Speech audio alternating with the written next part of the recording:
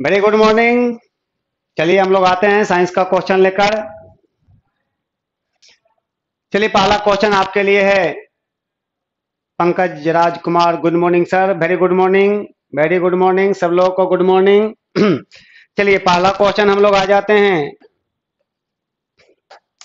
Question है कि एक इलेक्ट्रिक हीटर एक इलेक्ट्रिक हीटर के टर्मिनलों के बीच, ठीक है, टर्मिनल्स के बीच में विभवांतर पोटेंशियल डिफरेंस 60 वोल्ट होता है जब यह स्रोत का मतलब सोर्स से 4 एम्पियर की धारा प्राप्त करता है। 4 एम्पियर की धारा प्राप्त करता है तो टर्मिनल्स के बीच विभवांतर 60 वोल्ट होता है। यदि विभवांतर पोटेंशियल डिफरेंस बढ़कर 127.5 वोल्ट हो जाता है तो हीटर द्वारा प्राप्त की जाने वाली धारा कितनी होगी? बहुत आसान सवाल है, बहुत ही इजी सवाल है, आप लोग पढ़े होंगे। चूंकि भी बराबर होता है आई आर होता है, ये बताइएगा वही एक ही हीटर है तो हीटर का रेसिस्टेंस यहाँ सेम रहेगा। तो जब हीटर का रेसिस्टेंस सेम रहेगा तो इसलिए हम भी डायरेक्टली प्रोपोर्शनल आई कर देंगे। तो V1 बटा V2 बराबर यहाँ I1 बटा I2 के माध्यम से निकाल लेंगे। डायरेक्ट क्वेश्चन का आंसर यहाँ से निकलेगा। अब हम लोग अपने प्रश्न पर आते हैं।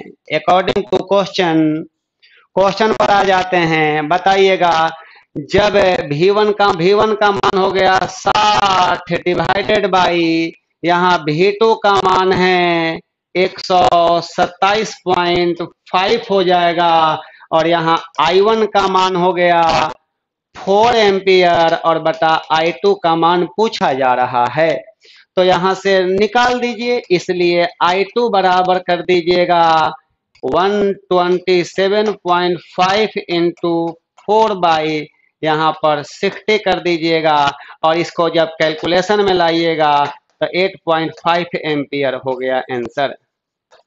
ये तो हुआ। ये बताइएगा भी बराबर आई आर, ये ओम का नियम है और ओम साहब भी बताए थे कि किसी चालक तार से बहने वाली धारा उसके सिरों के बीच के विभवांतर का समानुपाती होता है, डायरेक्टली प्रोपोर्शनल होता है। तो यहाँ पर कांस्टेंट रहने वाली राशि हो गया रेसिस्टेंस, जो दोनों कंडीशन में कांस्टेंट है। चलिए तो राइट ऑप्शन इज हमारे फर्स्ट क्वेश्चन का 31 का हो गया 8.5 एम्पियर आंसर। 8.5 एम्पियर आंसर हो जाएगा इसका।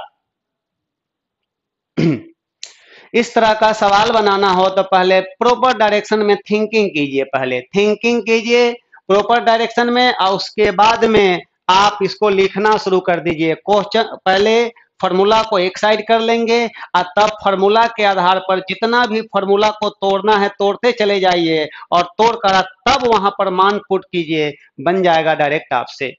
नेक्स्ट क्वेश्चन पर आ जाते हैं हम लोग। नेक्स्ट क्वेश्चन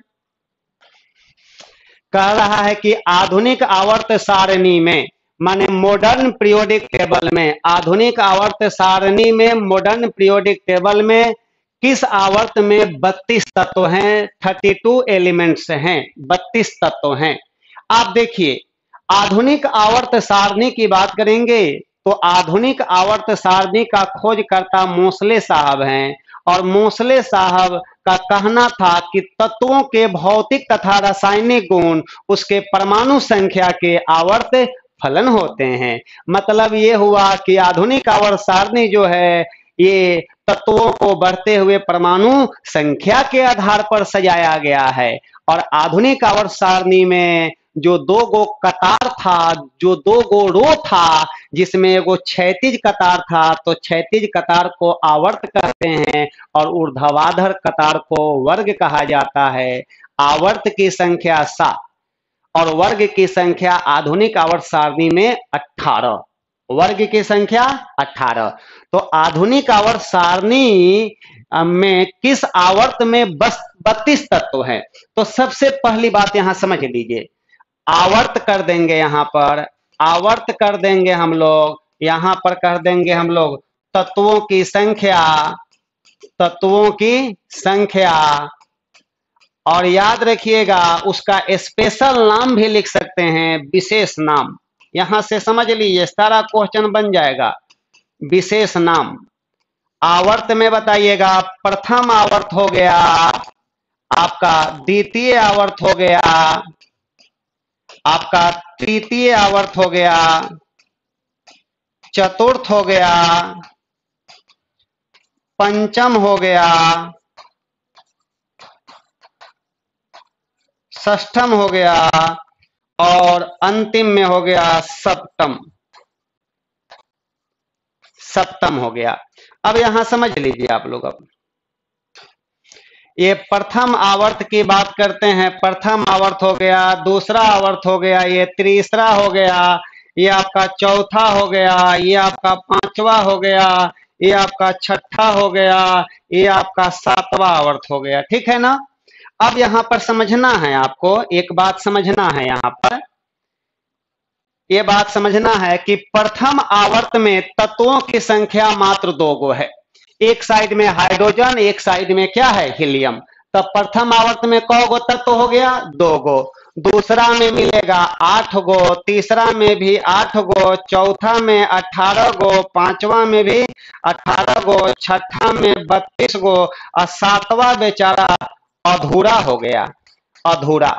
अब बताइएगा, ये 2, 8, 8, 18, 18, 32 का एक स्पेशल नाम है। उस स्पेशल नाम को मैजिक नंबर कहा जाता है, उस स्पेशल नाम को मैजिक नंबर कहते हैं।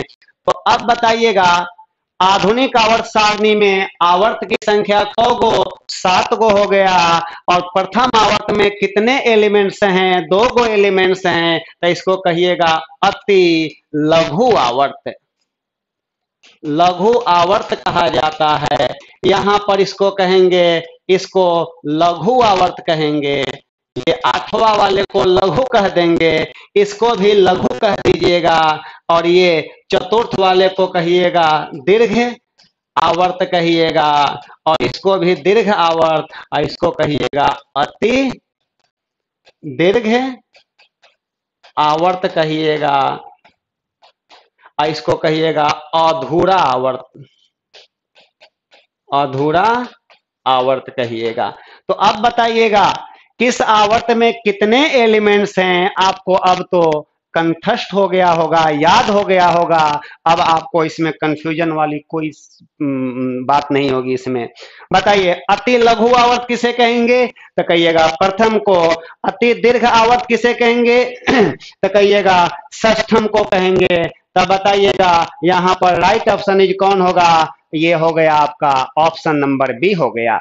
चलिए, तो सभी में नंबर ऑफ एलिमेंट्स आप लोग यहां से निकाल सकते हैं, अवश्य निकाला जा सकता है। चलिए, बहुत very very good morning.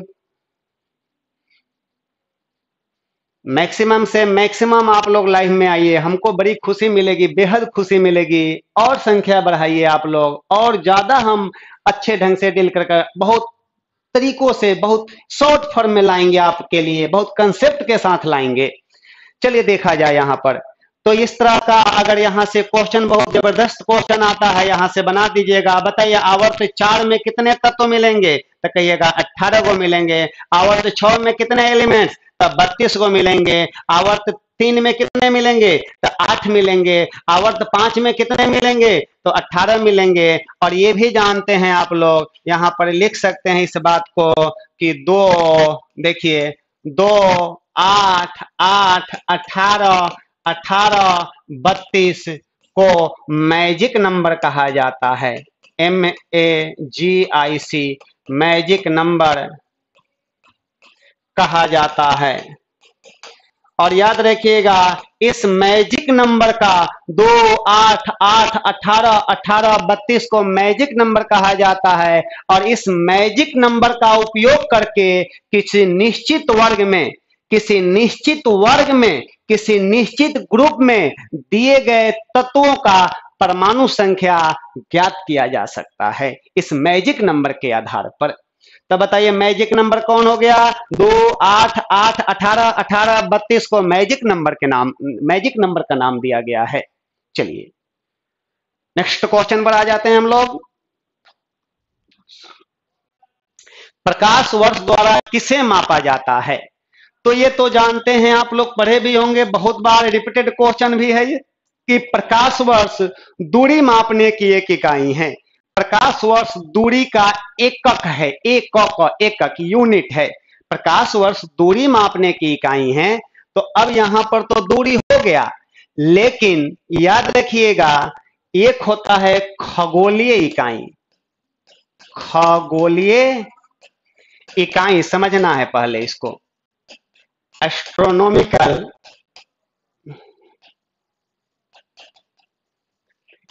Unit AU.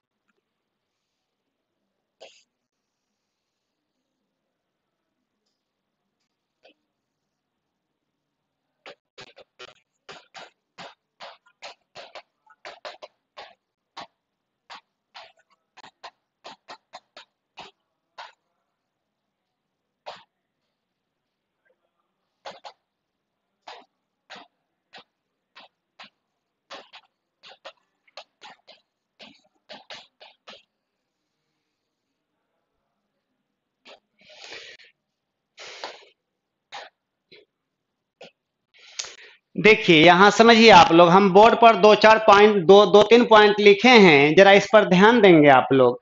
एक चीज देखिए आप लोग, यहां पर कहा जाएगा कि सूर्य के केंद्र, यहां सूर्य हो गया, सूर्य के केंद्र और पृथ्वी के केंद्र, यहां सूर्य है यहां पृथ्वी है, सूर्य के केंद्र और पृथ्वी के केंद्र के बीच की औसत दूरी को, इसके बीच की औसत दूरी को खगोलीय इकाई कही जाती है।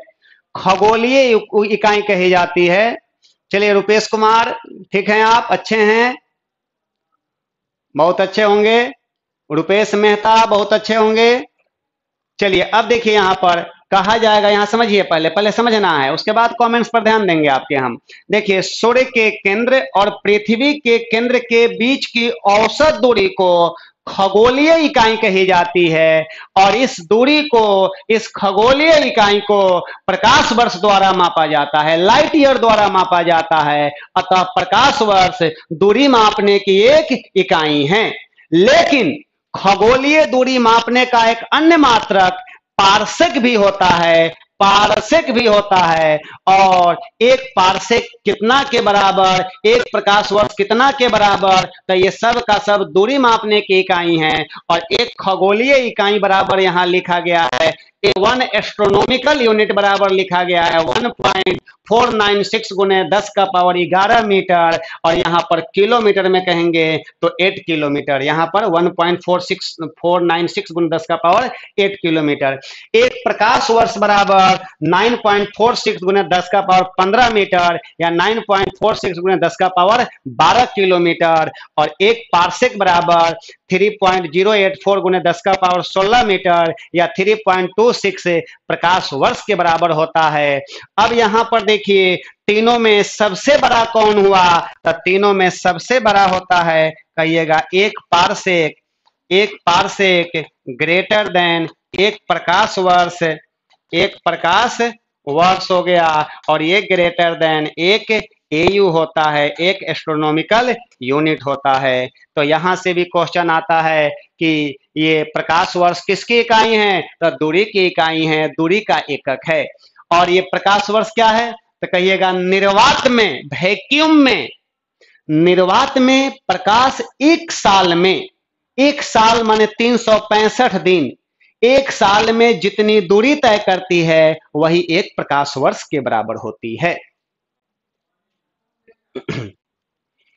यहां पर ये सारा का सारा पॉइंट इंपॉर्टेंट पॉइंट है आपके लिए। तो बताइएगा प्रकाश वर्ष द्वारा किसे मापा जाता है, तो दूरी को मापा जाता है। शक्ति का मात्रक क्या होता है, शक्ति का एसआई मात्रक वाट होता है, जो कि जूल प्रति सेकंड के बराबर होता है। ऊर्जा का एसआई मात्रक क्या होता है, जूल होता है, जूल होता है। और वेग का एसआई मात्रक क्या होता है, मीटर प्रति सेकंड होता है। और दूरी का एसआई मात्रक क्या होता है, मीटर होता है। प्रकाश वर्ष भी दूरी मापने की इकाई है, पारसेक भी दूरी मापने की इकाई है। चलिए नेक्स्ट आ जाते हैं हम लोग।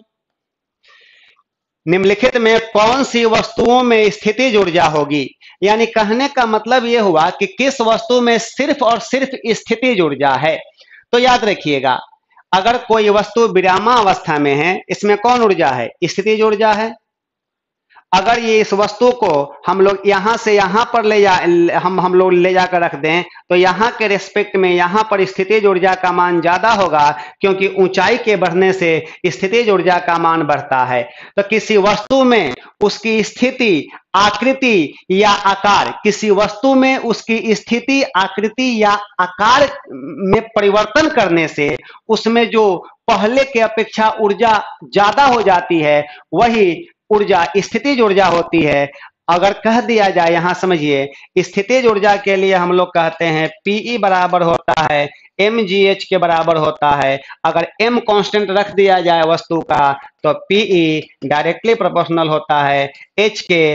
अगर यहां से हम लोग तुलनात्मक अध्ययन देखेंगे, तो Pe फर्स्ट बटा Pe सेकेंड बराबर h1 बटा h2 कर देंगे हम लोग। यहाँ पर ये H1 बटा H2 कर दिया जाएगा। इस तरह से हम लोग कर सकते हैं। अब यहां देखिए, आप लोग मेरी बात ध्यान से सुनिएगा।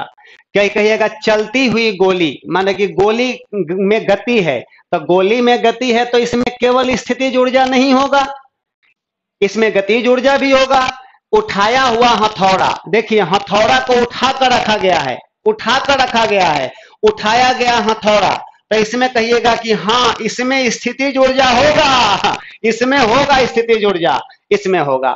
बहने वाली हवा, तो कहिएगा नहीं हवा बह रही है, तो इसमें गति भी है, तो इसमें स्थितिज ऊर्जा केवल नहीं होगा। इसमें एक लुढ़कता हुआ पत्थर, तो कहिएगा यहां भी नहीं होगा। राइट ऑप्शन इज बी हो जाएगा। तो किसी वस्तु में उसकी स्थिति, आकृति या आकार में परिवर्तन के कारण उसमें जो ऊर्जा हो जाती है, दैट मीन्स उसमें जो काम करने की क्षमता आ जाती है, उसी ऊर्जा को हम लोग स्थितिज ऊर्जा का नाम देते हैं, वही ऊर्जा स्थितिज ऊर्जा होती है। चलिए आगे बढ़े हम लोग। अब यहां पर समझिए, कभी कभी ऐसा भी आता है कि स्थितिज ऊर्जा का मान किस स्थिति में अधिकतम होगा, जब हम जमीन पर बैठे हुए हैं, जब हम जमीन पर लेटे हुए हैं, जब हम कुर्सी पर बैठे हुए हैं, जब हम खड़े हैं। तो कहिएगा किस स्थिति में हमारा ऊंचाई ज्यादा है, तो कहिएगा जब हम खड़े हैं तो हमारी ऊंचाई ज्यादा है, और जब ऊंचाई ज्यादा है तो स्थितिज ऊर्जा का मान भी ज्यादा होगा। इसी प्रकार से ऐसा भी प्रश्न आता है कि एक गेंद को धरातल से सीधे ऊपर की ओर फेंका जाता है, तो जब गेंद को धरातल से सीधे ऊपर की ओर फेंकिएगा, जैसे जैसे ये गेंद ऊपर जाएगा तो इसका वेग घटेगा, वेग घटने से इसकी गतिज ऊर्जा घटेगी, लेकिन ऊंचाई तो बढ़ रहा है, और ये ऊंचाई के बढ़ने से स्थितिज ऊर्जा का मान बढ़ेगा। जहां पर वस्तु का अंतिम वेग 0 हो जाएगा, वहां पर गतिज ऊर्जा 0 होगा, लेकिन वहां पर वस्तु ने मैक्सिमम हाइट को प्राप्त किया है, इसलिए वहां पर मैक्सिमम स्थितिज ऊर्जा उसमें होगा। चलिए नेक्स्ट क्वेश्चन पर आ जाते हैं हम लोग। निम्न में से क्या आर्किमिडीज के सिद्धांत पर आधारित नहीं है, निम्न में से क्या आर्किमिडीज के सिद्धांत पर आधारित नहीं है। तो ये देखिए आर्किमिडीज का सिद्धांत, आर्किमिडीज के सिद्धांत से ही हम लोग, ये आपको आर्किमिडीज के सिद्धांत में समझिए पहले, अगर किसी ठोस पदार्थ को किसी द्रव में डुबाया जाता है, अगर किसी ठोस पदार्थ को किसी द्रव में डुबाया जाता है तो वो ठोस पदार्थ द्रव को क्या करेगा? विस्थापित करेगा। वह ठोस पदार्थ द्रव को हटाएगा, विस्थापित करेगा। तो जितना द्रव को विस्थापित किया उसके भार के, विस्थापित किए गए द्रव के भार के बराबर इस वस्तु के भार में कमी आती है। यही बात हमारे आर्किमिडीज साहब अपने सिद्धांत में बतलाए थे। और याद रखिएगा, तैरने का नियम, लॉ ऑफ फ्लोटिंग भी आर्किमिडीज ने ही दिया था। तैरने का नियम भी आर्किमिडीज ने ही दिया था। पनडुब्बी कहां? पानी के नीचे। पनडुब्बी भी आर्किमिडीज के सिद्धांत पर काम करता है। जीवन रक्षक पेटी, तो हम यहां पर लिख दे रहे हैं, यहां पर लिख रहे हैं हम लोग हाइड्रोमीटर, जिससे आपेक्षिक घनत्व मापा जाता है। हाइड्रोमीटर, पनडुब्बी, लैक्टोमीटर, जीवन रक्षक पेटी, इंग्लिश में लाइफ बेल्ट कहते हैं, इत्यादि आर्किमिडीज के सिद्धांत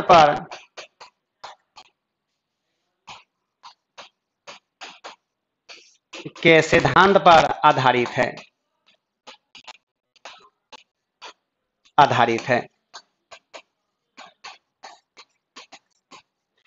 आपेक्षिक घनत्व को, घनत्व नहीं, घनत्व को हाइड्रोमीटर द्वारा मापा जाता है।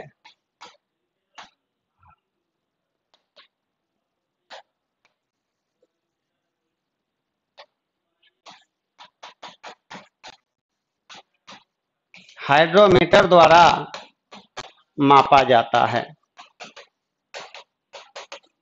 दूध की शुद्धता, सघनता, दूध की शुद्धता, सघनता को लैक्टोमीटर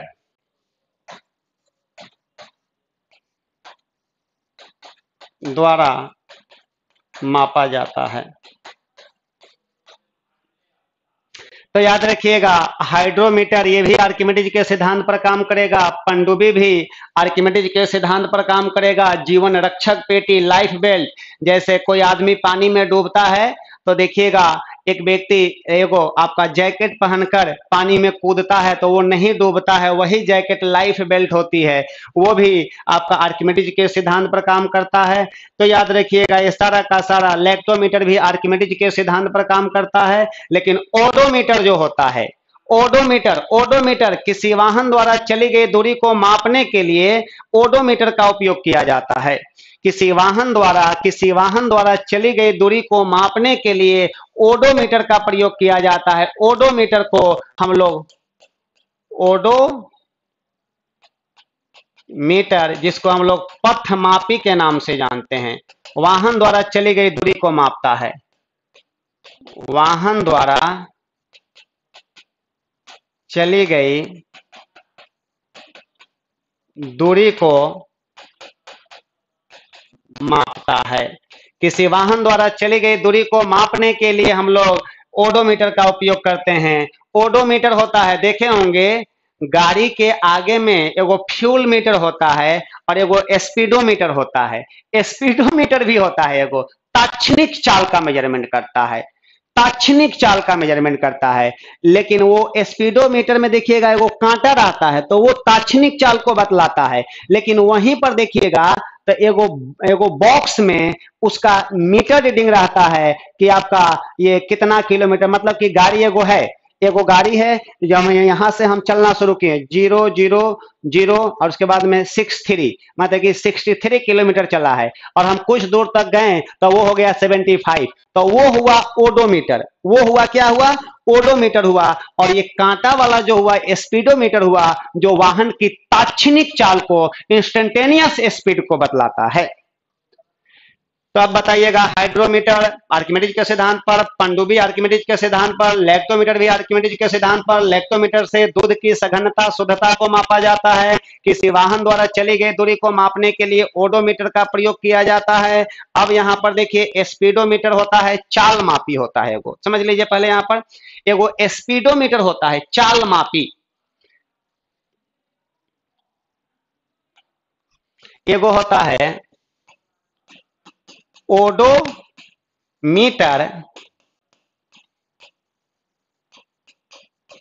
दूरी मापता है, दूरी के लिए हो गया ये। एगो होता है चाल मापी, ये होता है इंस्टेंटेनियस स्पीड का मेजरमेंट करता है।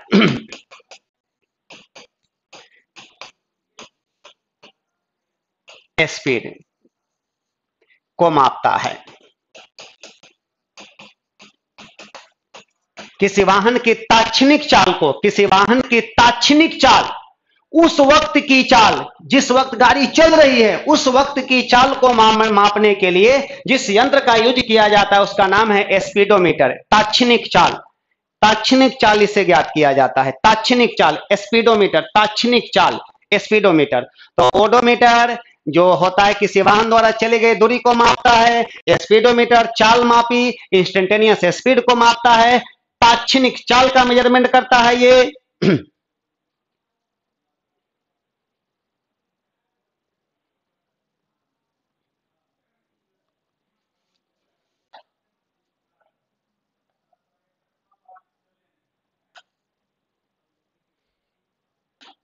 चलिए अब यहां देखिएगा, निम्नलिखित में से किन युग्म की एसआई इकाइयां समान है, एसआई मात्रक समान है।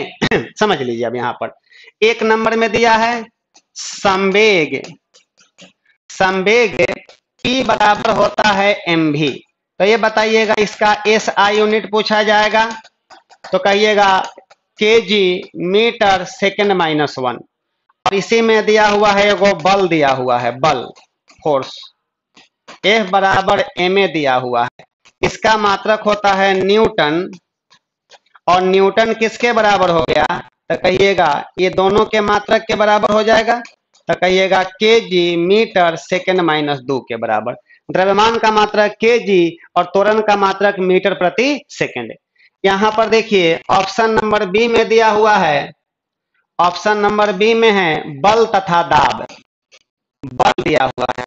तब बल F बराबर आप लोग देखें, F बराबर यहाँ हो गया ma, तो यही आप लोग देखे हैं कि न्यूटन बराबर केजी मीटर सेकंड माइनस 2 हो गया। ये देखे आप लोग। यहाँ पर दाब के बारे में देखेंगे तो दाब बराबर बल बटा क्षेत्रफल, बल बटा क्षेत्रफल हो गया। इसका अगर देखा जाए तो न्यूटन बटा मीटर का स्क्वायर, और नहीं तो न्यूटन के बदले में लिख दीजिएगा केजी मीटर सेक। ये कलम थोड़ा डिस्टर्ब कर रहा है,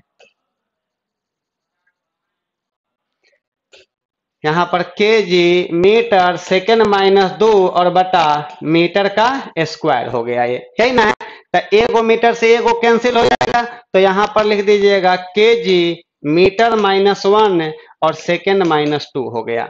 अब यहाँ देखिए कार्य और ऊर्जा, सी में कह रहा है कार्य, कार्य W बराबर होता है बल गुने विस्थापन, बल गुने विस्थापन होता है, और इसका मात्रक होता है जूल। जूल बराबर कह दीजिएगा यहाँ पर न्यूटन गुने, हिंदी में लिख दे रहे हैं न्यूटन गुने मीटर, न्यूटन गुने मीटर, न्यूटन गुने मीटर। यहाँ एक लगाइएगा तो 1 जूल बराबर 1 न्यूटन गुने 1 मीटर हो जाएगा ये।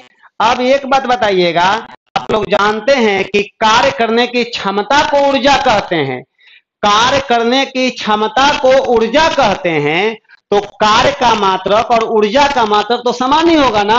हाँ, दोनों का मात्रक सेम, इसका भी मात्रक जूल होगा और इसका भी मात्रक, लेकिन हाँ बल का मात्रक तो देख लिए, और दूरी का मात्रक होता है, दूरी का मात्रक हो गया आपका, इसका मात्रक होता है मीटर होता है, और बल का मात्रक हो गया केजी मीटर सेकंड माइनस 2। तो पहला तो होगा नहीं ऑप्शन, समझ लीजिए। अब आप लोग ऑप्शन पर आ जाइए। अब संवेग का मात्रक हो गया केजी मीटर प्रति सेकंड, केजी मीटर पर सेकंड, और बल का मात्रक केजी मीटर सेकंड का माइनस 2, यहाँ सेकंड का -1 है, ये तो होगा नहीं आपका।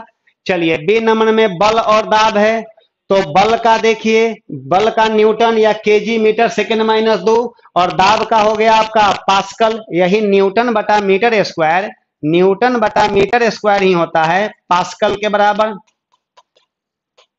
पास्कल के बराबर, पीए के बराबर होता है। पीए माने क्या? पास्कल। पीए का मतलब होता है पास्कल, हो गया ये, पास्कल के बराबर हो गया ये पीए, पास्कल के बराबर। और बताइएगा यहां पर बल का मात्रक हो गया न्यूटन, लेकिन दाब का मात्रक हो गया पास्कल, नहीं बराबर हुआ। बल का मात्रक न्यूटन और दूरी का मात्रक हो गया मीटर, इसलिए राइट ऑप्शन इज हमारा कौन हो गया? सी हो गया। इसका मात्रक भी समान है और इसका बीमा भी समान होगा, डायमेंशन भी समान होगा। चलिए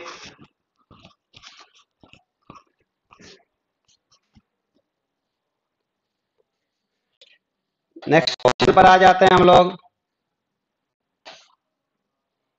चलिए नेक्स्ट क्वेश्चन पर आ जाते हैं हम लोग। नेक्स्ट क्वेश्चन है 12 केजी द्रव्यमान की एक वस्तु भूमि से एक निश्चित ऊंचाई पर है। 12 केजी द्रव्यमान की एक वस्तु भूमि से एक निश्चित ऊंचाई पर ऑलरेडी है, ठीक है। तो कह रहा है यदि वस्तु की स्थिति ऊर्जा वहां पर 480 जूल है तो वस्तु की भूमि से ऊंचाई ज्ञात करे। जी का मान 10 दिया है, कुछ नहीं करना। पीई बराबर होता है mgh के बराबर होता है, mgh के बराबर। और अब आपके प्रश्न में क्या हुआ है? पीई का मान है 80 बराबर m का मान है 12 और गुणे g का मान हो गया 10 और गुणे h हो गया, इसलिए h बराबर निकालिएगा तो यह 480 और बटा 12 दहिया 120, ये काटिएगा इसको तो काटने पर कितना आ रहा है? ये यहाँ पर ये 4 आ रहा है, मतलब कि 4 मीटर आंसर, आंसर हो गया है। Right option is 4 metre.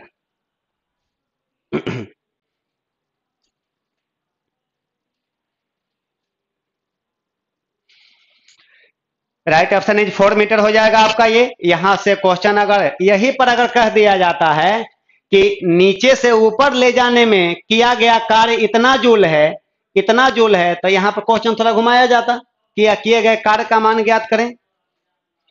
Next question पर आते हैं। आपका है एक तत्व का इलेक्ट्रॉनिक विन्यास 286 है, एक तत्व का इलेक्ट्रॉनिक विन्यास 286 है, यह डैश से संबंधित है। ऑप्शन में आ जाते हैं। समूह एक, समूह का मतलब ग्रुप होता है, समूह माने होता है ग्रुप, ग्रुप का मतलब हो गया वर्ग। और बताइएगा, और यहाँ आवर्त का मतलब होता है, आवर्त का मतलब हो गया पीरियड। और आधुनिक आवर्त सारणी में पीरियड को हो गया 7 गो और वर्ग को हो गया 18 गो। अब यहाँ देखिए एक तत्व का इलेक्ट्रॉनिक विन्यास 2, 8 और 6 है, यह डैश से संबंधित है। समझिए अब यहाँ पर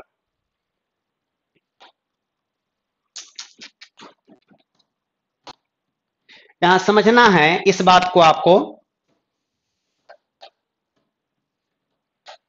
यहां देखिए एक तत्व का इलेक्ट्रॉनिक विन्यास 286 है, तो 286 है, मतलब कि बताइए उसमें कुल कितने इलेक्ट्रॉन है उस तत्व के पास? तो उस तत्व के पास 8, 2, 10 और 6, 16 गो इलेक्ट्रॉन है। इसका मतलब कि जरूर वो हमारा एलिमेंट सल्फर होगा, जरूर हमारा एलिमेंट क्या है? सल्फर है। तो हम एलिमेंट्स के आधार पर निकाल रहे हैं, आपको बता रहे हैं, डायरेक्ट बताएंगे तो आपको समझ में नहीं आएगी।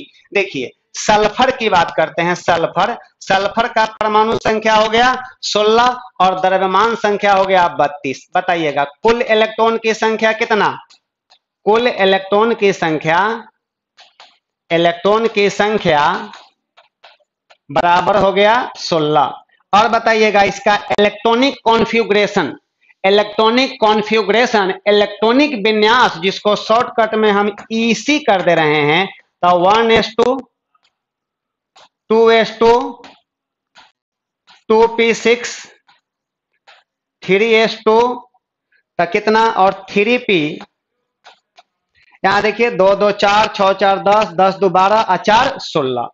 यहां देखिए आप लोग, अब यहां पर देख लीजिएगा, यहां देख लीजिए आप लोग फास्ट, ये देखिए 1, तो ये पहला घर में 2 आदमी है और दूसरा घर में कितना 8 गो है और तीसरा घर में क गो है 6 गो है ना 6 गो। अब यहीं पर हम लोग लिख देंगे 2 8 और क्या 6, यही ना आया 2 8 और क्या 6, इस रूप में नहीं देकर इस रूप में दिया हुआ है। ये पहला घर को कहेंगे हम लोग के, दूसरा को कहेंगे एल और तीसरा को कहेंगे एम, ठीक है। अब यहां देखिएगा, इसमें संयोजी इलेक्ट्रॉन की संख्या 6 है और संयोजी इलेक्ट्रॉन की संख्या ही वर्ग संख्या के बराबर होता है। यहां पर हम लिख दे रहे हैं, देखिए संयोजी इलेक्ट्रॉन की संख्या, इलेक्ट्रॉन की संख्या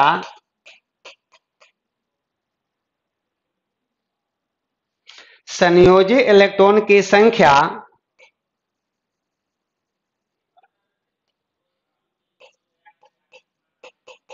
बराबर वर्ग संख्या, वर्ग संख्या हो गया, ठीक है। और याद रखिएगा कक्षा की संख्या बराबर आवर्त संख्या, कक्षा की संख्या बराबर आवर्त संख्या होती है। कक्षा की संख्या आवर्त संख्या, इसके पास कौ गो कक्षा है, के एल एम, 3 कक्षा है ना। तीसरा कक्षा में कौ इलेक्ट्रॉन, 6 इलेक्ट्रॉन है, जो सबसे बाहतम कक्षा वाला इलेक्ट्रॉन है। तो संयोजी इलेक्ट्रॉन की संख्या 6 गो है, ठीक है। तो संयोजी इलेक्ट्रॉन की संख्या 6 है, तो बताइएगा इसका वर्ग संख्या कितना होगा, वर्ग संख्या बराबर, तो कहिएगा छठा का ए हो जाएगा, छठा का ए हो जाएगा, या आप यही कहिएगा छठा का ए और नहीं तो 16वां कह दीजिएगा, 16वां, छठा के ए को ही 16वां कहा जाता है, ठीक है। 17वां का मतलब कि 7वां का ए होता है, ठीक। और अगर छठा कहिएगा खाली 6, तो 6 का मतलब हुआ 6 का बी हो गया, वो नहीं होगा। अब बताइएगा आवर्त संख्या बराबर, आवर्त संख्या बराबर, बताइए किस आवर्त का सदस्य है, के एल और एम, तीसरा आवर्त का, तृतीय आवर्त का सदस्य है, तीसरा हो गया। तो अब बताइएगा समूह हो गया 16 या 16वां और आवर्त हो गया 3, राइट ऑप्शन इज डी। और यहां पर यही पॉइंट है मेन आपके लिए कि संयोजी इलेक्ट्रॉन की संख्या ही, वैलेंस इलेक्ट्रॉन की संख्या ही वर्ग संख्या को बतलाता है, और नंबर ऑफ ऑर्बिट्स जो है, नंबर ऑफ ऑर्बिट्स जो है वो पीरियड को बतलाता है, आवर्त संख्या को बतलाता है।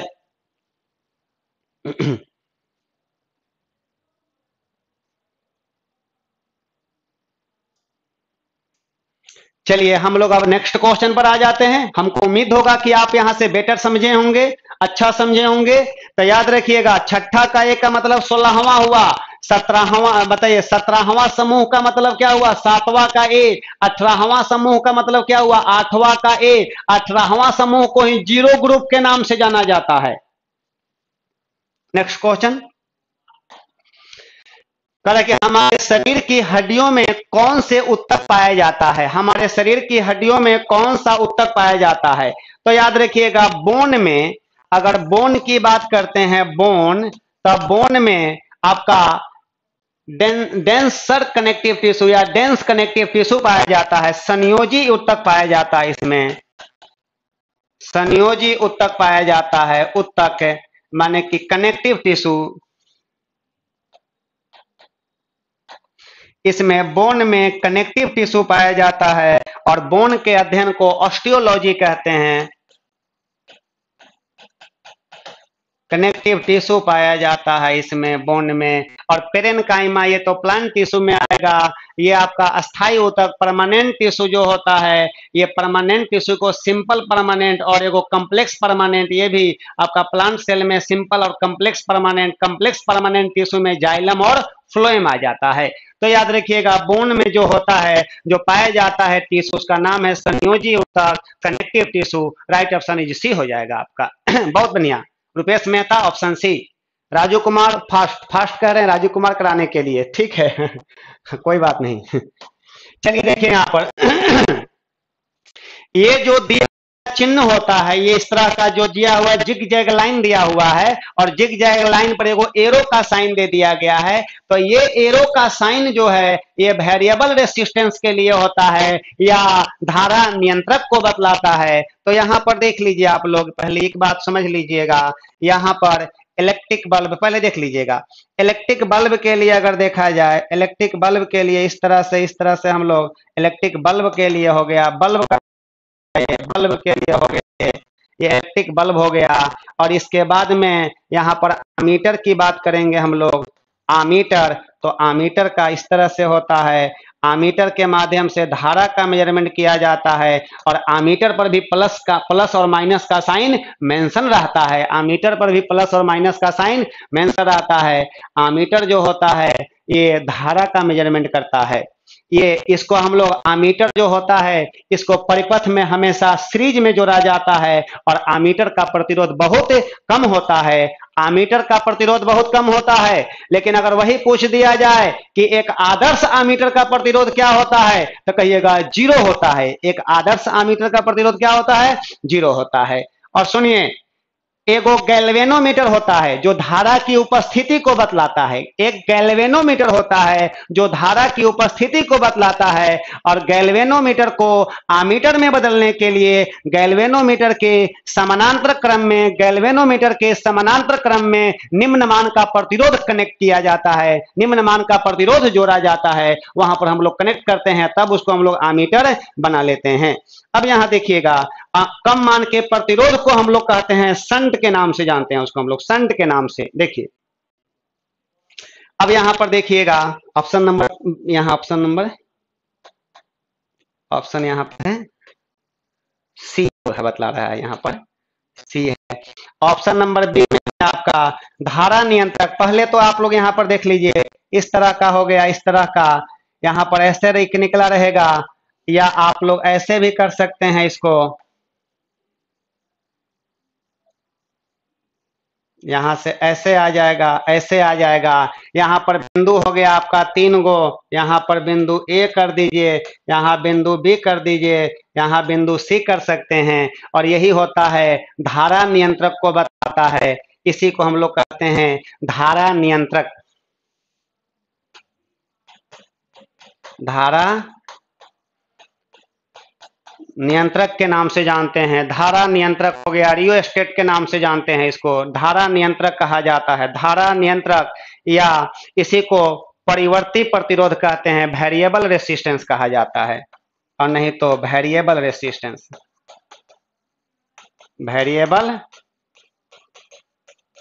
ये वेरिएबल रेसिस्टेंस को बतलाता है। लेकिन जब एरो का साइन नहीं दिया रहेगा, सिंपली ऐसे रहेगा, तो इसको कहिएगा फिक्स्ड रेसिस्टेंस। फिक्स्ड रेसिस्टेंस, ये फिक्स रेसिस्टेंस को बतलाता है। ये क्लियर, ये फिक्स रेसिस्टेंस को बतलाएगा। और इसके बाद में प्रतिरोधक, वही प्रतिरोधक हुआ, फिक्स रेसिस्टेंस को बतलाता है। इसी को प्रतिरोधक कहते हैं, प्रतिरोधक के नाम से जानिएगा इसको, फिक्स्ड। लेकिन इसको कहिएगा धारा नियंत्रक। आमीटर के साथ भी प्लस माइनस का साइन लिखा रहता है। और एगो होता है वोल्ट मीटर होता है, वोल्ट मीटर देख लीजिए, यहाँ पर वोल्ट मीटर होता है एगो, और वोल्ट मीटर को हम लोग इस तरह से लिख देते हैं। वोल्ट मीटर में भी प्लस और माइनस का साइन मेंशन रहता है, यहाँ प्लस कर दे रहे हैं, यहाँ पर माइनस कर दे रहे हैं। तो यहाँ से एगो और क्वेश्चन पूछता है कि निम्न में से किस पर प्लस और माइनस का साइन मेंशन नहीं रहता है, तो बताइएगा आमीटर पर होता है कि नहीं? तो हाँ, होता है। ए माने आमीटर, ऑप्शन नंबर सी का है, बी का है, यहाँ पर ए का है, बी का है, और उसके बाद में ये ऑप्शन नंबर डी के लिए हो गया। ये अब यहां पर बताइए इसका आंसर कौन बनेगा आपका? धारा नियंत्रक होता है। धारा नियंत्रक, या इसी को कहते हैं हम लोग धारा नियंत्रक के नाम से जानेंगे हम लोग इसको, धारा नियंत्रक कहा जाता है। धारा नियंत्रक कहेंगे इसको हम लोग। अब समझ लीजिए आप लोग एक बात और, अगर हम लोग यहीं पर इस तरह का कर दें, यहां देखिए आप लोग, अगर हम यहां पर एक बल्ब लगा दें, यहां समझिएगा आप लोग, यहां पर एगो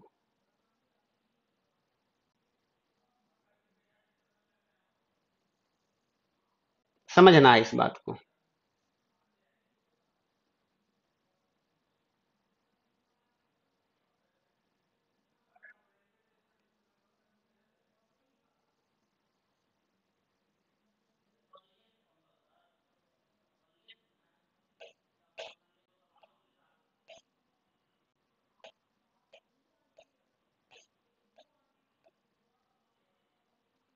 यहां पर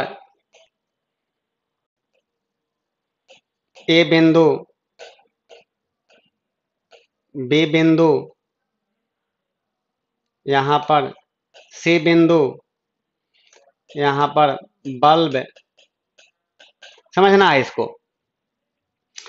एक बात बताइए, यहां से हम इसको एगो को हम यहां से हटा रहे हैं, इसको हटा दे रहे हैं हम, इसको देखिए, इसको हटा रहे हैं, आप लोग लिख लिए होंगे, यहाँ इसको यहीं पर दे रहे हैं, हटाइए, सी कर दे रहे हैं नीचे।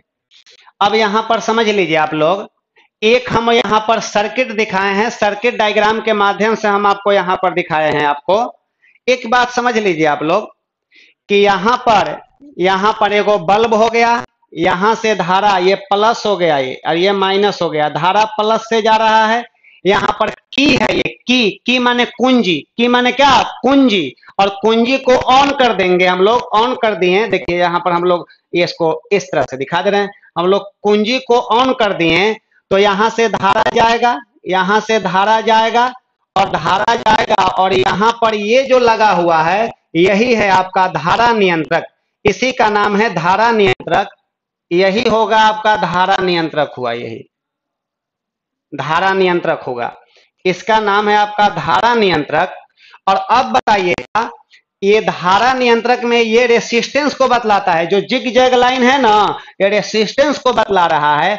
अगर इसको हम लोग इधर करते हैं, इधर लाते हैं, तो प्रतिरोध का मान घटेगा ना। अगर हम लोग बी की ओर इसको लाते हैं, ये वाला जो लकीर है इसको बी की ओर लाते हैं, तब प्रतिरोध का मान घटेगा। और आप लोग पढ़े हैं कि I बराबर होता है V बटा R होता है। जब प्रतिरोध का मान घटेगा तो बताइए धारा का मान क्या होगा?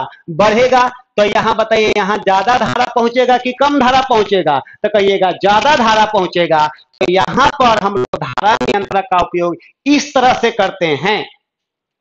अब विभव विभाजन में भी इसका हम लोग उपयोग करते हैं, लेकिन कहां करते हैं, पहले इसको तो आप लोग समझ गए कि कैसे इसका हम लोग मान इसको घटाएंगे। अगर इसको आगे ले जाइएगा तो प्रतिरोध का मान बढ़ेगा, आगे ले जाइएगा तो प्रतिरोध का मान बढ़ेगा, तो धारा का मान घटेगा।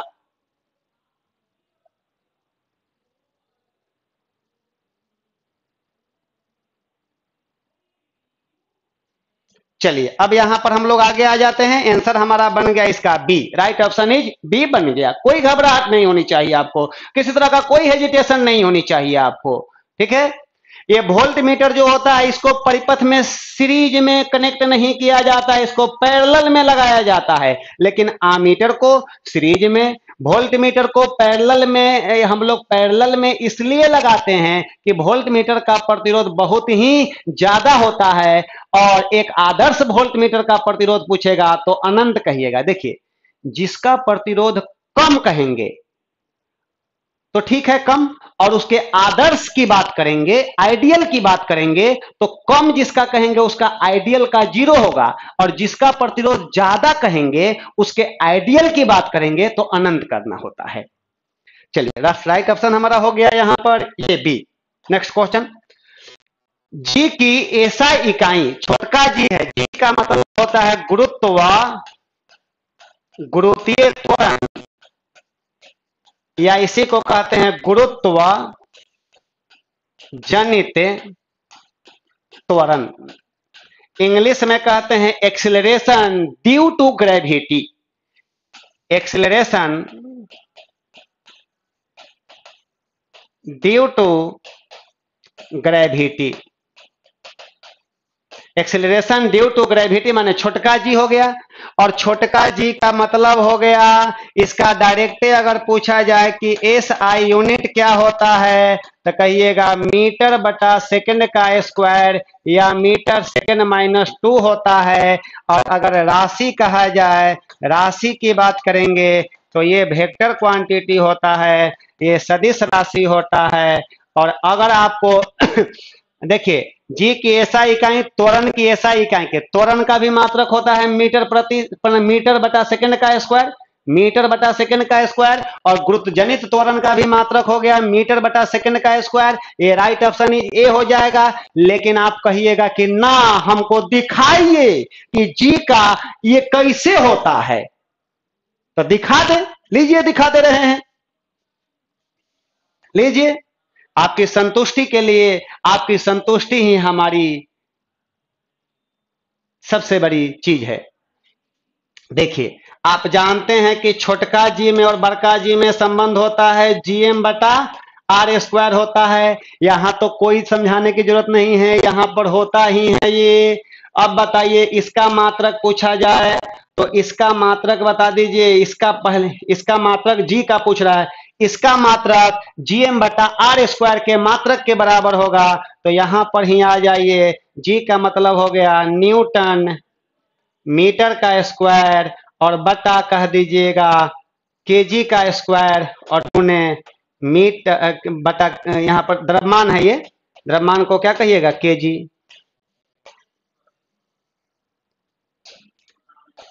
केजी कहिएगा और बटा कर दीजिएगा मीटर का स्क्वायर।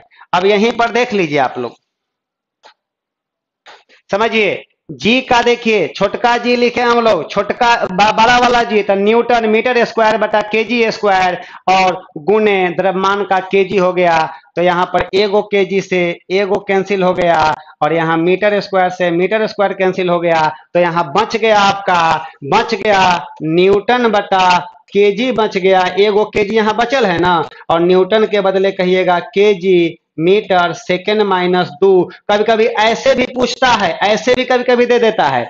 और यहां पर बटा कर दीजिएगा केजी, और केजी केजी कट गया तो क्या बचा, मीटर सेकेंड माइनस 2 हो गया ये।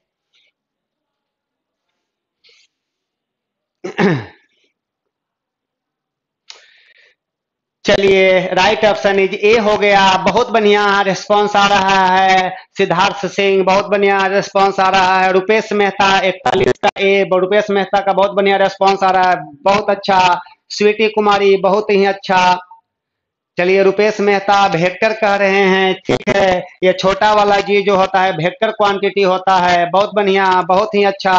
अंकुर अंकुर अंकुर अंकुर भारती, ए ऑप्शन बहुत बढ़िया है। मंटू कुमार ए ए ए, बहुत बढ़िया, ठीक है, ए ए ए, बहुत अच्छा। लेकिन समझना है आपको, यहाँ पर न्यूटन प्रति केजी क्वेश्चन आएगा कि न्यूटन प्रति केजी किसका एस आई मात्रक होता है, तो कहिएगा गुरुत्व जनित त्वरण का या सिंपली त्वरण का।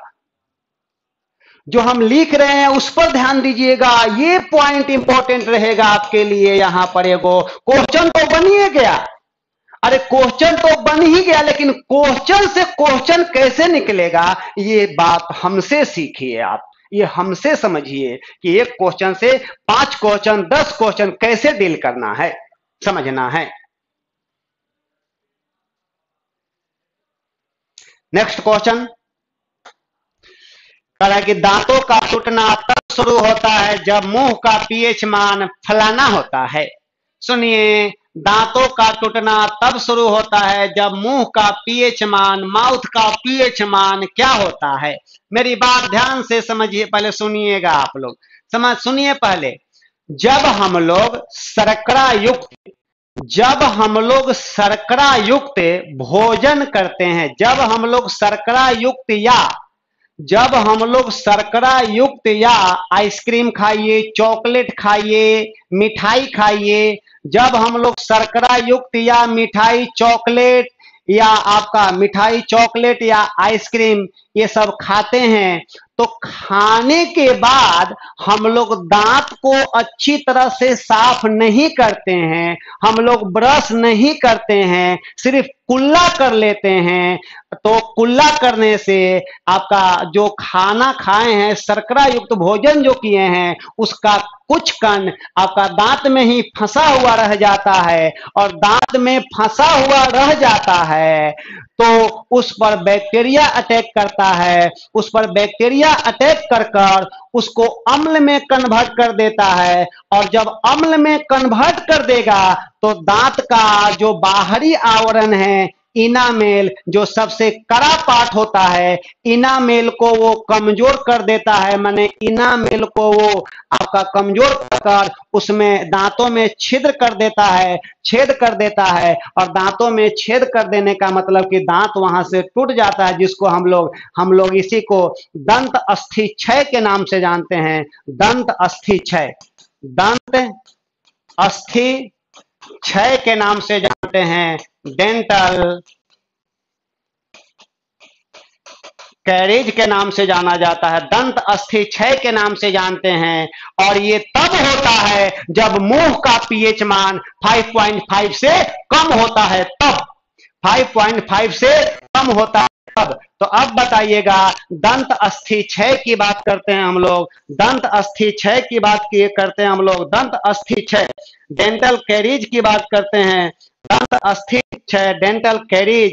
तो आप बताइएगा दंत अस्थि क्षय कब होता है? जब मुंह का पीएच मान, मुंह का जब मुंह का पीएच मान 5.5 से क्या होता है?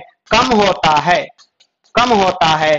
तो याद रखिए आप लोग, यहां पर समझिए पहले कि जब हम लोग शर्करा युक्त भोजन या चॉकलेट या तो हम लोग आइसक्रीम या मिठाई इत्यादि खाते हैं, तो भोजन के कुछ कण जो होता है दांत में फंसे हुए रह जाते हैं, और दांत में जब फंसे हुए रहते हैं तो उस पर बैक्टीरिया अटैक करता है, और बैक्टीरिया अटैक कर उसको अम्ल में कन्वर्ट कर देता है। और दांत का जो सबसे कड़ा पार्ट होता है इनामेल, दांत का सबसे कड़ा पार्ट जो होता है इनामेल, और उसी इनामेल के कारण दांतों का रंग जो उजला होता है वो तो बात अलग है। इनामेल जो होता है कैल्शियम फॉस्फेट का बना होता है, टाई कैल्शियम फॉस्फेट CA3PO4 का होल 2 का बना होता है। तो वो इनामेल को कमजोर कर कर उसमें छेद कर देता है, जिसको हम लोग खोदिला कहते हैं, या इसी का नाम है दंत अस्थि क्षय, डेंटल कैरिज के नाम से जाना जाता है। और ये तब होता है जब मुंह का पीएच मान 5.5 से भी कम हो जाता है। इस चीज से बचने के लिए हम लोग टूथपेस्ट का प्रयोग करते हैं, टूथपेस्ट के माध्यम से हम लोग इसकी अम्लीयता को खत्म करते हैं, क्योंकि टूथपेस्ट की प्रकृति क्षारीय होती है, टूथपेस्ट की प्रकृति क्षारीय होती है। अगर आप टूथपेस्ट से नहीं धोना चाहते हैं मुंह, तो आप अगर गांव के आदमी हैं, अगर टूथपेस्ट आपको अच्छा नहीं लगता है, तो नीम के दातुन का उपयोग कीजिए, क्योंकि नीम के दातुन का जो रस होता है, नीम के दातुन का जो रस होता है उसका पीएच मान 7 से ज्यादा होता है। नीम के दातुन के रस की प्रकृति क्षारीय होती है, अम्लीय नहीं क्षारीय होती है। यही कारण है कि सलाह दिया जाता है कि नीम के दातुन का ही उपयोग करें दांतों को साफ करने के लिए।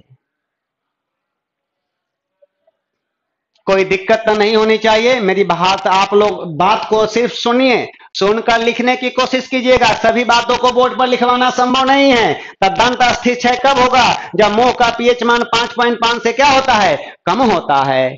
अब ये बताइएगा, इनामेल की बात करते हैं। इनामेल देखिए, यहाँ पर बोर्ड थोड़ा, कलम थोड़ा डिस्टर्ब कर रहा है हमको। कोई बात नहीं, आप लोग तो डिस्टर्ब नहीं ना कर रहे हैं।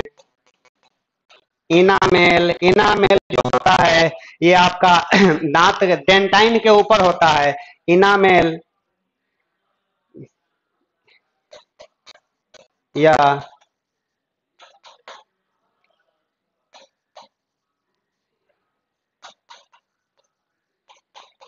फॉस्फेट, कैल्शियम फॉस्फेट CA3PO4 के होल 2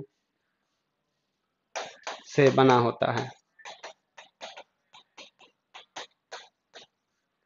और ये डेंटाइन के ऊपर, दांत का अधिकांश भाग डेंटाइन बनाता है, दांत का अधिकांश भाग डेंटाइन बनाता है, और डेंटाइन के ऊपर में जो होता है इनामेल का ही परत होता है। और याद रखिएगा इसी के कारण, इसी कारण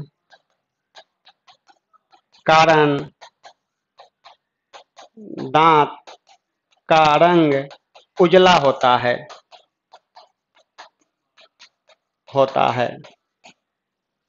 इसी के कारण दांत का रंग उजला होता है। चलिए राइट ऑप्शन इज हो गया 5.5 से क्या कम। चलिए आप लोग का वेरी गुड, बहुत अच्छा। सुधीर कुमार बहुत अच्छा, बहुत हो गया सर, आगे बढ़िए। ठीक है आगे बढ़ते हैं। अब आगे ये किसी पिंड का भार उत्तरी ध्रुव व विषुवत रेखा पर क्रमशः WP और WE है। यदि पृथ्वी घूर्णन रुक जाए तो क्या होगा? समझ लीजिए पहले आप लोग, किसी वस्तु का भार गुरुत्वजनित त्वरण G पर निर्भर करता है। यहाँ पर लिख रहे हैं, एगो पॉइंट लिख रहे हैं, किसी भी वस्तु का भार G पर निर्भर करता है। और समझिए, यदि पृथ्वी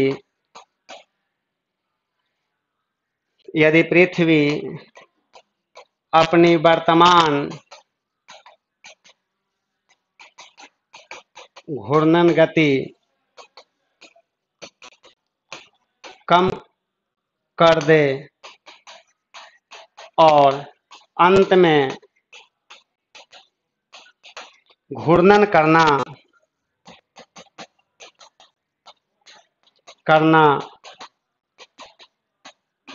बंद कर दे तो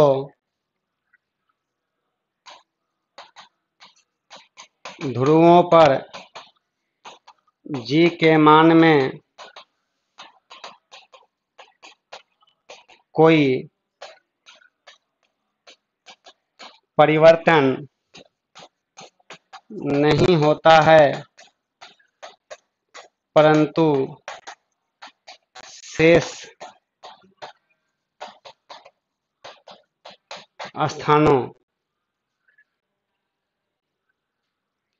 स्थानों पर G का मान बढ़कर ध्रुव के मान के पोल के मान के बराबर हो जाता है। जरा इस बात पर आप लोग ध्यान देंगे, इस बात पर जरा गौर करेंगे आप लोग। जो हम बात लिखे हैं, बहुत इंपॉर्टेंट पॉइंट लिखे हैं कि किसी वस्तु का भार जो होता है, किसी भी वस्तु का भार आप लोगों पता होना चाहिए, किसी भी वस्तु का भार W बराबर होता है mg। किसी भी वस्तु का भार W बराबर mg। m माने होता है द्रव्यमान और G का मतलब गुरुत्वजनित त्वरण। तो बताइए द्रव्यमान वही रहे, द्रव्यमान में कोई परिवर्तन नहीं हो। और बताइएगा G के मान जैसे जैसे G का मान बदलेगा उसी प्रकार से वस्तु का भार भी बदलेगा। तो समझिए यहाँ पर आप लोग को, जहां पर G का मान 0 होगा वहां पर वस्तु का भार भी क्या होगा? 0 होगा। लेकिन द्रव्यमान 0 होगा तो कहिएगा ना बाबा ना, द्रव्यमान 0 नहीं होता है। सुनिए समझिए, पहले किसी वस्तु का भार जो होता है उस वस्तु के द्रव्यमान और छोटका G गुरुत्वजनित त्वरण के गुणनफल के बराबर होता है। भार बदलता है लेकिन द्रव्यमान नहीं बदलता है। भार जो है एक वेक्टर क्वांटिटी है, भार का मात्रक न्यूटन होता है लेकिन द्रव्यमान का मात्रक केजी होता है। भार बदलता है लेकिन द्रव्यमान नहीं बदलता है। किसी वस्तु का भार G के मान पर निर्भर करता है। और आपको पता होना चाहिए कि पृथ्वी के आकार प्रकार में एगो विषुवत रेखा होता है इक्वेटर, एगो होता है ध्रुव होता है। तो G का मान, छोटका G का मान विषुवत रेखा पर इक्वेटर पर आपका सबसे कम होता है और ध्रुव पर सबसे ज्यादा होता है। तो G का मान ध्रुव पर ज्यादा तो भार भी ज्यादा होगा, और इक्वेटर पर भूमध्य रेखा पर G का मान कम तो भार भी वहां कम होगा। लेकिन यहां पर देखिए, ये तो बात लिख दी आप लोग को हम, ये बात ये बात तो लिख दिया गया है कि किसी वस्तु का भार जी पर निर्भर करता है। और सुनिए, और यदि पृथ्वी अपनी वर्तमान घूर्णन गति कम कर दे, अगर पृथ्वी अपनी वर्तमान घूर्णन गति कम कर दे और अंत में घूर्णन करना बंद कर दे तो ध्रुवों पर जी के मान में कोई परिवर्तन नहीं होता है। अगर पृथ्वी अपनी वर्तमान घूर्णन गति बंद कर दे तो ध्रुवों पर जी के मान में जब कोई परिवर्तन नहीं होगा तो ध्रुव पर रखी वस्तु के भार में कोई परिवर्तन होगा? तो कहिएगा नहीं, ध्रुव पर रखी वस्तु के भार में कोई परिवर्तन नहीं होगा, लेकिन शेष सभी स्थानों पर का जी का मान बढ़कर ध्रुव के मान के बराबर हो जाएगा। इसका मतलब कि शेष सभी जगह पर रखी वस्तु का भार बताइएगा वो बढ़ने लगेगा और बढ़कर ध्रुव के मान के बराबर हो जाएगा। तो बताइएगा WP बढ़ जाएगा, तो कहिएगा ना, ध्रुवों पर जी के मान में कोई परिवर्तन नहीं होता है। तो ना, गलत हो गया ये, WP में कोई परिवर्तन नहीं होगा। WP माने पोल हो गया, तो WP में कोई परिवर्तन नहीं होगा, ये सही है। WE में कोई परिवर्तन नहीं होगा। कहिएगा कि इक्वेटर पर रखी वस्तु का भार बढ़कर ध्रुव के भार के बराबर हो जाएगा, इहो गलती हो गया। और WE कम हो जाएगा ना बाबा, WE बढ़ेगा। चलिए, राइट ऑप्शन इज बी। कोई दिक्कत होगा तो आप लोग हमें बताइए, कहिए।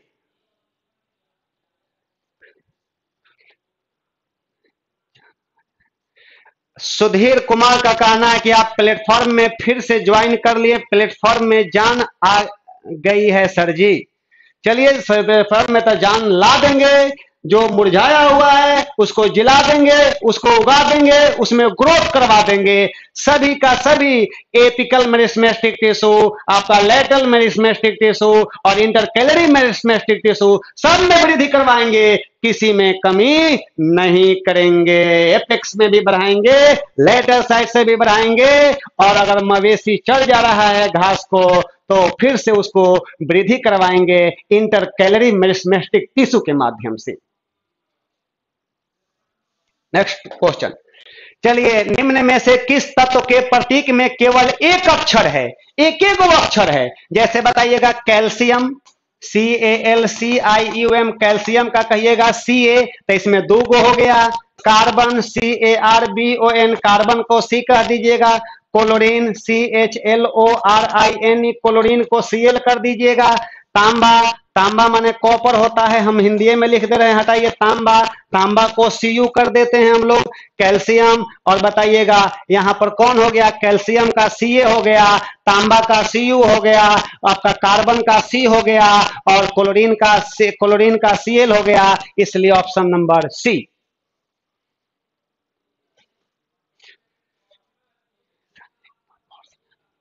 चलिए नेक्स्ट क्वेश्चन पर आते हैं हम लोग। नेक्स्ट क्वेश्चन पर आते हैं, वह विकल्प चुने जो संवहनी तंत्र के लिए, संवहनी तंत्र के लिए मतलब ये हुआ सर्कुलेटरी सिस्टम की बात करें हम लोग, उसके लिए संवहनी तंत्र के संदर्भ में सत्य नहीं है। तो बताइएगा, सर्कुलेशन में भाग लेता है ब्लड, सर्कुलेशन में भाग लेता है ब्लड, और सर्कुलेशन कराने का काम करता है हार्ट। हार्ट को पंपिंग ऑर्गन कहा जाता है, पंप करता है, पंप किसको पंप करता है? ब्लड को।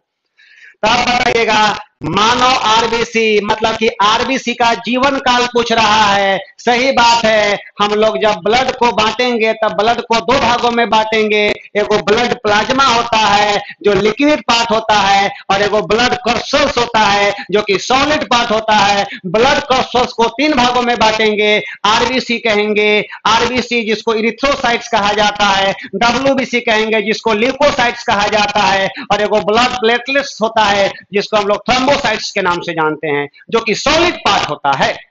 तो अब देखिए, आरबीसी का जीवन काल लगभग 120 दिन होता है, और ये वैल्यू दिया है, हाँ चल सकता है ये। तो आरबीसी का जीवन काल 115 से 120 दिन होता है, जो कि हमारा सही है। यह रक्त लाल समूहनी संयोजी ऊतक है। तब ब्लड जो है एक फ्लूइड कनेक्टिव टिश्यू है। ब्लड की बात करते हैं तब ब्लड जो होता है फ्लूइड कनेक्टिव टिश्यू है, कनेक्टिव टिश्यू फ्लूइड आपका द्रव संयोजी ऊतक है, तो ये भी संयोजी ऊतक कह रहा है, सही बात है। अब यहाँ पर एक वयस्क व्यक्ति में लगभग 6.8 लीटर रक्त होता है। हाँ, ये भी कह सकते हैं कि एक वयस्क व्यक्ति में आपका रक्त की मात्रा लगभग 5 से 6 लीटर होती है, लेकिन थोड़ा ज्यादा दिया है, 6.8 लीटर दिया हुआ है, ये चल सकता है। मैं भी इसको हम अपने ऑप्शन में रख रहे हैं। और इसके बाद यह शरीर के वजन के लगभग 1.7 से 1.8% होता है।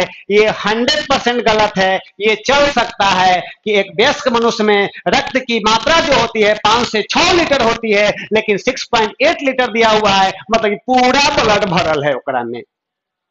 तो ये याद रखिएगा, आपके हमारे शरीर में रक्त का जो मात्रा होता है, आपका हमारे बॉडी के वजन का 1/13वां भाग होता है, या लगभग 7% होता है, लगभग 7% होता है, 7% होता है। तो हम लोग कह सकते हैं हमारे शरीर के भार का, हमारे शरीर में रक्त की मात्रा भार का लगभग 7% होता है। हमारे शरीर में रक्त की मात्रा भार का लगभग 7% होता है, लगभग 7% होता है, जो कि ये गलत होगा। राइट ऑप्शन इज डी होगा, राइट ऑप्शन इज डी। और कल की बात हम लोग करते हैं, कल हम लाइव आ भी सकते हैं या नहीं भी आ सकते हैं। हमको कल एक जरूरी काम है, अगर काम नहीं हुआ तो हम लाइव लेंगे, अगर काम नहीं हुआ तो लाइव लेंगे, अगर काम हुआ तो लाइव नहीं लेंगे। इसके लिए मैं आपसे माफी चाहता हूं, माफी मांगता हूं अगर नहीं आए तब। अगर आ गए तो माफी नहीं, आपको गर्दा उड़ा देंगे आपका क्वेश्चन का।